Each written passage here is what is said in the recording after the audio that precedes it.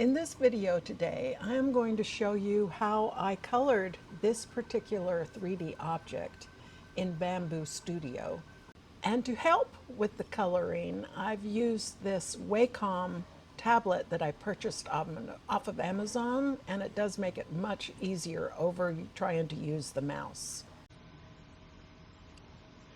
When coloring this item, I use the circle the most often, adjusting the pen size so that I can color the sections that I want. Alternately, sometimes I will use the fill tool, especially once I've colored everything and there are sharp edges or all one color.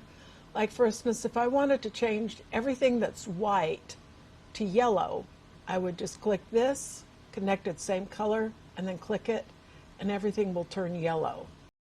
And it's interesting, the object parts in here, the cylinders and the disc, did not change. So apparently I have to change those separately because they are separate items.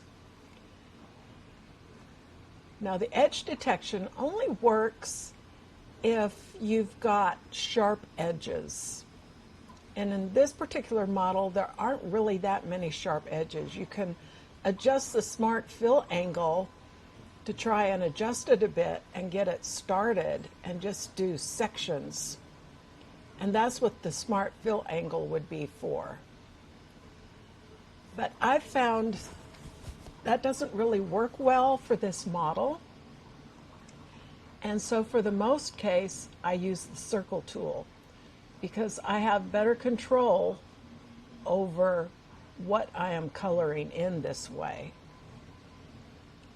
And so now I will show you a time lapse, an 8 times speed time lapse of how I colored this particular duck.